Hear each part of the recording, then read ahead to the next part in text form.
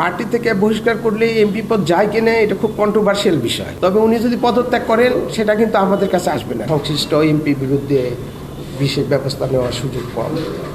Parliament থেকে যদি এটা রেফার করে কনস্টিটিউশনের আর্টিকেল 66 সাব আর্টিকেল 4 অনুযায়ী যদি পার্লামেন্ট থেকে যদি এটাকে ইলেকশন কমিশনের কাছে রেফার করে, তখন ইলেকশন কমিশনার এখানে যথাযথ সাক্ষ্য বা তদন্তপূর্বক তার সিদ্ধান্ত জানাবে। আর্টিকেল 65 হচ্ছে দলের থেকে যদি মেম্বার থেকে পদত্যাগ করে, এটা ইসির কাছে কখনোই আসবে না। উনি মেম্বার থেকে পদত্যাগ করেন, পার্লামেন্ট থেকে পদত্যাগ করেন, কিন্তু উনি যদি দলের থেকে পদত্যাগ করে তাহলে সেই বিষয়টা নির্বাচন কমিশনের কাছে আসবে।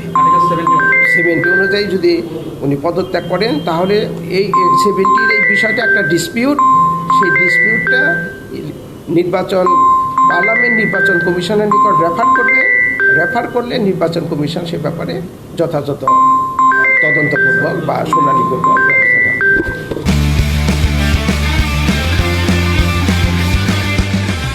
স্ব-উদ্যোগে নেওয়ার কোনো সুযোগ নাই, কারণ ওনার যে মরাল টার্পিচুটের যে বিষয়টা আসছে এটা কোনো নির্বাচনের জন্য কোনো অযোগ্যতা না।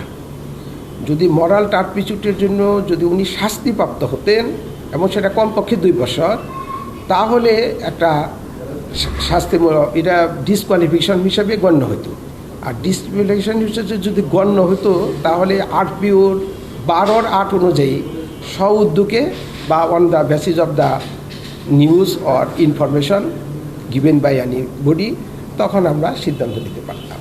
কিন্তু এই যে বিষয়টা, এই বিষয়টা কিন্তু অযোগ্যতা সংক্রান্ত না। কাজে এই ব্যাপারে আরপিওর 12(8) দিয়েও নির্বাচন কমিশনের পক্ষে কোনো ব্যবস্থা গ্রহণ করা সমীচীন না এবং সম্ভব না। চিঠির ভিত্তিতে সরাসরি কোনো এ ব্যাপারে অ্যাকশন নেওয়ার সুযোগ আছে বলে আমার মনে হয় না।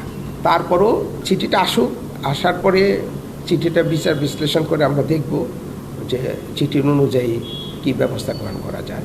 তবে নর্মালি আপনি ধরে নেবেন যে পার্লামেন্ট থেকে সংবিধানের 66(4) অনুযায়ী যদি রেফার করে তাহলে এই বিষয়টা নির্বাচন কমিশন কগনিজেন্সে নিতে পারে। এর আগে অন্য পার্টির কোনো লিখিত চিঠির ভিত্তিতে কগনিজেন্স দেওয়া বোধহয় সুযোগ খুবই কম। পার্লামেন্ট থেকে যদি এটা আমাদের কাছে প্রেরণ করে, নির্বাচন কমিশন নিকট প্রেরণ করে, তাহলে নির্বাচন কমিশন বিষয়টা আমলে নিবে এবং যথাযথ তদন্তপূর্বক বা শুনানিপূর্বক বিষয়টি নিষ্পত্তি করবে। নিষ্পত্তি না হওয়া পর্যন্ত তো উনি এমপি থাকবেন। তবে উনি যদি পদত্যাগ করেন সেটা কিন্তু আমাদের কাছে আসবে না, নির্বাচন কমিশনে আসবে না। সেটা আর্টিকেল 67 অনুযায়ী পার্লামেন্টের মেম্বার থেকে পদত্যাগ করা, একটা মেম্বার থেকে পদত্যাগ করা, আর একটা হচ্ছে পার্টির থেকে পদত্যাগ করা। পার্টির পদক্ষেপ থেকে যদি পদত্যাগ করে এবং পার্লামেন্ট যদি সেটা নির্বাচন কমিশনের নিকট প্রেরণ করে, তার নির্বাচন কমিশন যথাযথ তদন্তপূর্বক বিষয়টির উপর তার সিদ্ধান্ত দেবে। পার্টি থেকে বহিষ্কার করলে এমপি পদ যায় কিনা এটা খুব কন্ট্রোভার্সিয়াল বিষয়। আমরা বলতে চাচ্ছি যে যদি পার্টি থেকে করেও সেই বিষয়টা পার্লামেন্ট থেকে আসতে হবে, রেফারেন্স আকারে আসতে হবে।